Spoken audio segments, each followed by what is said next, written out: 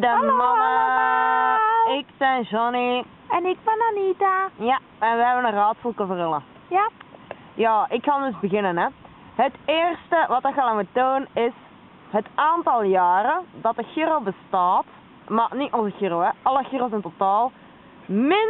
Die van Vlaanderen dus, hè? Ja, min het jaar, het jaar, dus 1900 en zoveel, dat onze Giro Maïs is ontstaan. Dat doet het nog eens min het aantal stenen tafelen.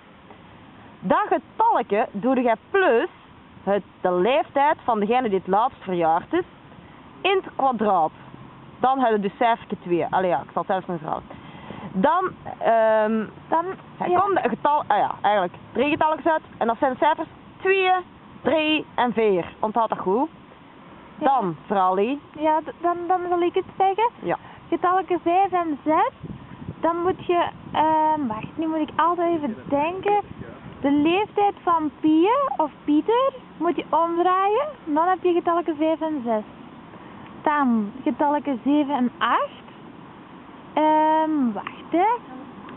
We gaan zingen. Ah ja, zingen, ja. 1, 2, 3. My bunny is over the ocean.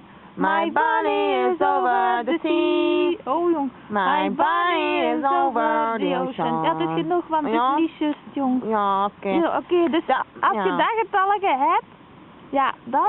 Dat zijn er eigenlijk basic in een boekje. Ja, zoiets is. En dan, daar is een getalletje mee gerelateerd. Ja, En- 2 cijfertjes eigenlijk. Hè. Ja. En dan, de twee laatste, dat is dan het getalletje. Wacht hè, dan moet ik ook weer eens denken. Ah ja, Tina haar nummerplaat. Als Die je, ferme auto. ja, klein. Ja, Maar ja. het is oké. Ja. Ja.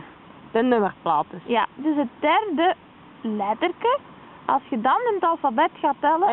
Ja, is waar. Ja. Derde lettertje. Ja, het derde hè. Ja. Als je in het alfabet gaat tellen, het hoeveelste letterke dat is, dan komt er ook aan een cijferke. En dat cijferke moeten hebben. Dat is het laatste eigenlijk, want daartussen komt nog een getal, maar dat getal, Ja, dat zullen we wel weten. dat hè. zullen we dan wel weten.